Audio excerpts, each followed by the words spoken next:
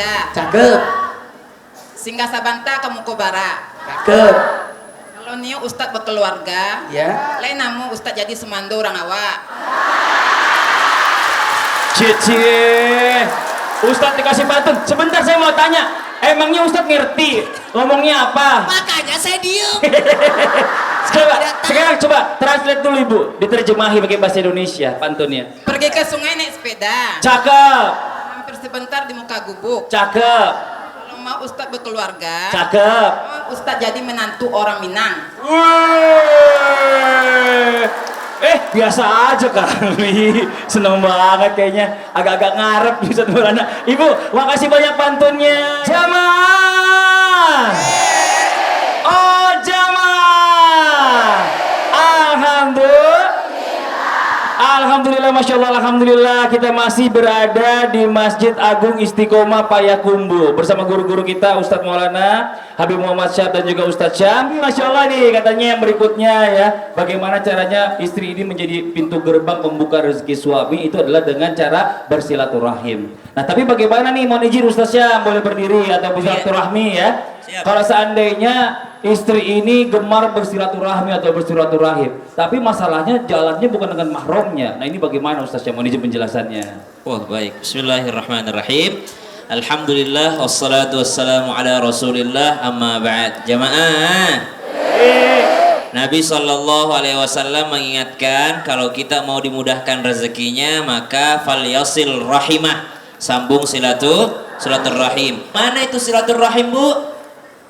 Yang ada ikatan rahimnya, Kalau di sini sepupu bilangnya apa? Iya, sepupu, sama sepupu juga namanya. Pertama tahu siapa mahramnya. Kalau sudah sepupu sudah bukan mahram lagi. Kalau om, tante masih mahram, saudaranya bapak, saudaranya ibu masih mahram. Tapi kalau sudah sepupu, walaupun main dari kecil, tetap dia tidak mahram, maka bukan mahramnya. Harus tahu batasan mahramnya. Apa batasan mahram? Auratnya tidak kelihatan, tidak boleh sembarangan sentuhan, tidak boleh berdua-duaan, meskipun masih dalam lingkup keluarga yang sangat dekat. Jadi harus tahu batasan auratnya, batasan mahramnya ketika silaturahim. Bagaimana mau diluaskan rezekinya kalau melanggar aturannya Allah. Wallahu taala. Terima kasih banyak Ustaz Syam atas penjelasannya. Jamaah, kita lanjut lagi nih ya. Kadang yang namanya istri ini kalau ngelihat tingkah suami, tingkah anak, ini kadang-kadang suka istighfar ya Bu ya. Benar ya Bu ya? Ada yang istighfar karena senang, Masya Allah, Alhamdulillah. Ada yang suka lagi kesel, istighfar jadi astagfirullahalazim. Nah tapi bagaimana nih, katanya nih istighfar juga bisa mendatangkan rezeki yang luar biasa buat para suami. Nah mohon izin Ustadz Maulana, istighfar yang seperti apa sih yang seharusnya dibasahi di bibirnya para istri ini? Mohon izin, apa? Baik, sebelum saya lanjut, sudah ada 4 yang dibahas untuk menjadi wanita istri pembuka gerbang rezeki suami. 1, bersyukur. 2, sedekah. 3, duha.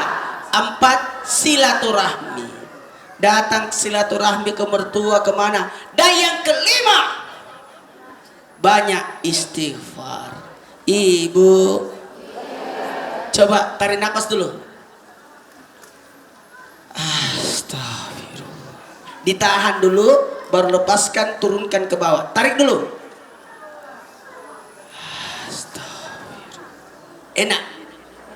Enak kan? Lega. Cara istighfar yang baik, dengan beristighfar Allah buka jalan. Dengan istighfar Allah mudahkan urusan. Dengan istighfar Allah datangkan rezeki yang tak diduga-duga.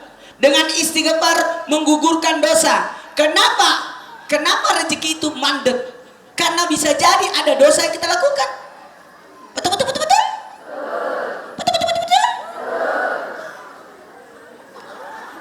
Istighfar yang bagus kita lakukan bangun tidur. Coba bangun tidur baca istighfar 3 kali di tempat tidur. Jangan istighfar di tempat tidur di depan muka suami. Astagfirullah, jangan. Caranya gini. Astagfirullahaladzim, ya Allah ampuni dosaku kalau aku berdosa kepadamu ya Allah. Itu 1. Yang kedua, Astagfirullahaladzim, ya Allah ampuni dosa-dosaku jika aku berdosa pada tubuhku. Yang ketiga, astagfirullahaladzim, ya Allah ampuni dosa-dosaku jika aku berdosa kepada sesama. Baru turun dari tempat tidur, bagusnya usahakan istighfarnya itu 100 kali sebelum salat subuh, minimal 70. Bisa? Bisa? Nabi istighfarnya ada riwayat mengatakan 70, ada yang mengatakan 100. Ya Bu ya, tidak ada orang manusia tidak punya dosa. Terima kasih banyak Ustaz Maulana penjelasannya. Jamaah, ini Masya Allah luar biasa ya Bu ya. Ternyata tadi istighfar adalah bagian dari bagaimana caranya bisa membuka gerbang rezeki untuk suami. Nah sekarang kita lanjut lagi, apa sih yang berikutnya? Nah yang berikutnya adalah berkaitan dengan yang namanya doa. Wah doa ini yang namanya di mulut ini ada doa. Kalau anak TK tuh suka nyanyi di sekolah ya Bu, di mulut ini ada doa gitu ya Bu ya, bener ya? Kadang-kadang ini namanya mulut nih ngomongnya tuh ya nggak bagus, ya nggak baik gitu. Nah bagaimana nih buat para ibu-ibu ya, doa apa yang bagus yang didoakan kepada suami biar jadi pembuka gerbang rezekinya suami. Terus kalau seandainya ibu ngomong nggak bagus tentang suaminya, ngejelekin suaminya, apakah jadi menghambat rezeki? Coba kita tanya sama guru kita Habib Muhammad Syabib. Izin Bib, fadhol Bib. Bu, kita ini kan sudah ditentukan oleh Allah Subhanahu wa Ta'ala jodoh kita. Betul kan? Walaupun suami ibu Masya Allah, bagaimana sih supaya nikmat? Suami nikmat atau bukan? Bu, artinya suami suatu nikmat atau bukan? Rezeki bukan? Rezeki. Nah tentunya nikmat ini kita pengen langgeng, nggak diambil oleh Allah, betul atau tidak?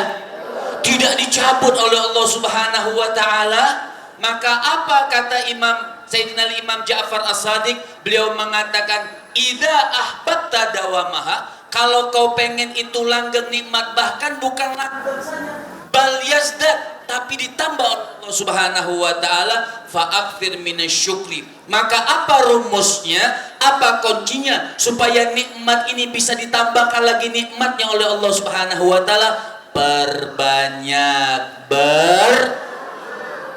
Jadi kita punya suami, apapun yang dia hasilkan, apapun yang dia bawa pulang, yang penting itu halal, maka perbanyaklah Nah dengan syukur ini rezeki suami ditambah.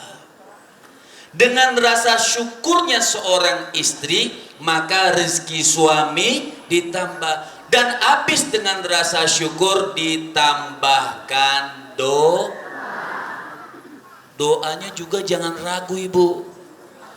Bu, Nabi bilang apa? Ud'ullaha wa antum muqinun bil ijabah. Nabi bilang berdoalah sama Allah, kau harus yakin doamu itu diterima. Ini pas doain suami, lihat muka suami, doain jangan ya, doain jangan ya. Seret rezekinya.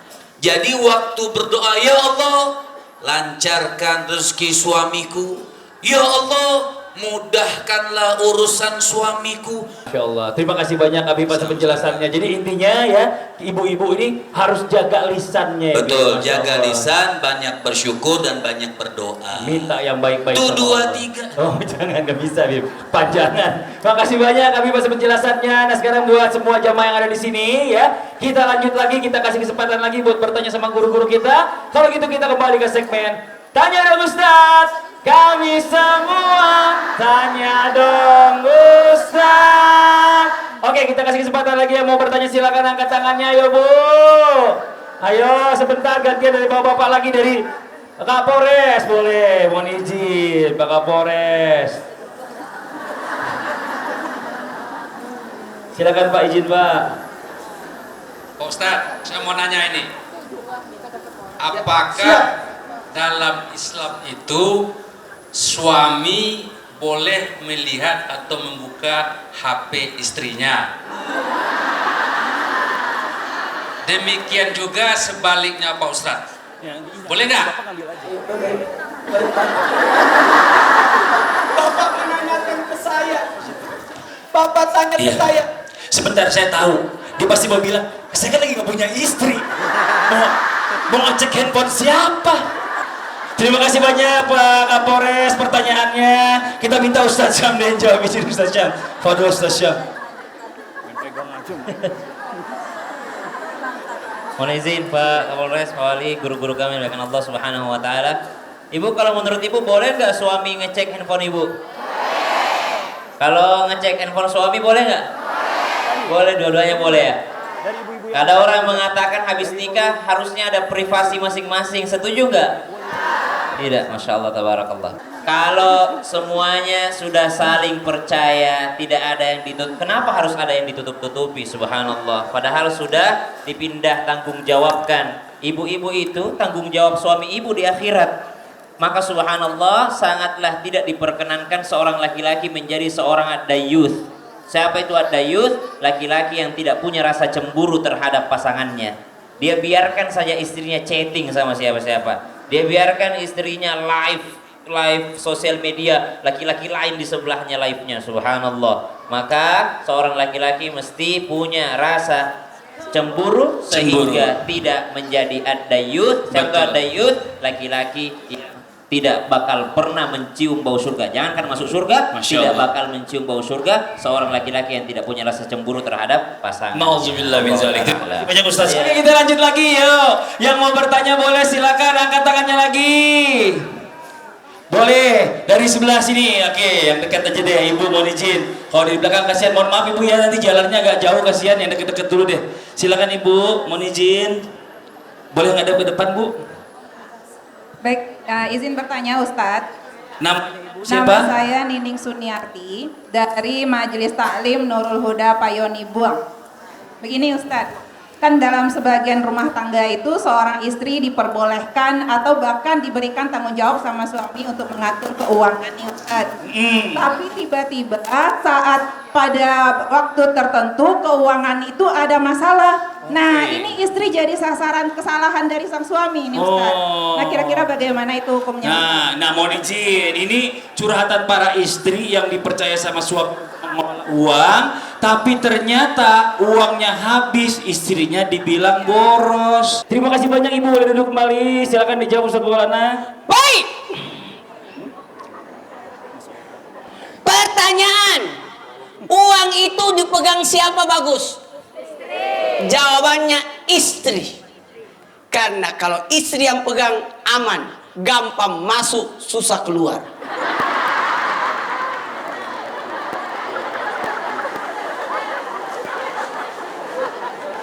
Siapa yang paling bagus pegang uang? Istri. Kenapa? Kalau istri pasti berkah. Kenapa orang bisa punya rumah? Karena istrinya pintar nabung. Jamaah. Istri berkah. Uang receh diselamatkan. Mana ada suami yang menyelamatkan uang receh? Kalau istri aman. Coba kalau suami pergi belanja di pasar, nggak nawar dia, malah kembalinya ambil. Kalau istri bertengkar sama penjual ikan,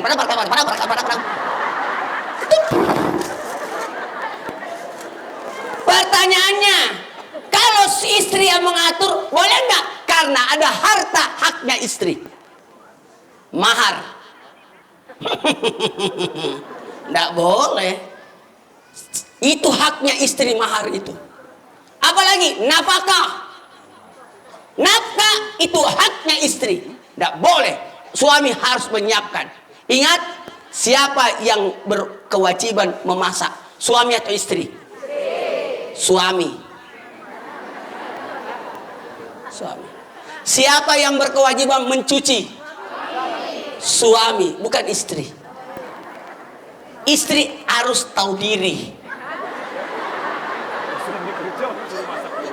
Masa suami sudah kerja, masa lagi? Karena yang memberi nafkah adalah suami. Suami tidak kasih beras, makan. Namanya ayam. Cuma istri tahu diri. Semua uang dipegang istri. Mau kenapa? Kalau istri yang pegang uang, pasti harta itu turun ke anaknya. Ini rumah buat anakku, ini tanah untuk anakku, ini mobil buat anakku. Itulah pemikiran wanita. Tapi kalau laki-laki, kita tidak tahu turun ke anak siapa. Tiba-tiba ada anaknya di Pekanbaru. Baik, bagaimana kalau istri boros? Maka yang disalahkan bukan istri, suami. Karena tidak bisa mendidik istri. Didik istri, sekolahkan istri. Betul tidak? Aturin keuangan istri. Jadi nafkah itu ada 3 aturannya. Sesuai kemampuan suami, sesuai kebutuhan istri, dan sesuai kesepakatan. Masya Allah. Jadi kalau Ustadz Maulana dulu yang megang uang istri? Istri. Oh gitu. Semua istri Kalau saya. istrinya udah nggak ada, yang megang siapa? Ya saya lah. Oh, nggak mau nyari lagi? Buat yang megang uang maksudnya. Ini Masya Allah nih buat jamaah yang ada di rumah, yang di sini. Ini katanya nih pas lagi ada di Payakumbuh ini. Kita pas banget nih. Di Payakumbuh itu ada, katanya saya pernah dengar itu pesantren tuh yang pemandangannya tuh indah banget. Bagus banget. Iya. Di mana? Nanti saya lihat di map, kita cari sendiri. Yang di rumah jangan kemana-mana ya. Tetap di Islam itu indah. Jamaah. Oh jamaah. Alhamdulillah. Mana pesantrennya? Nih, Aku kita mau cari. tahu. Aku mau tahu.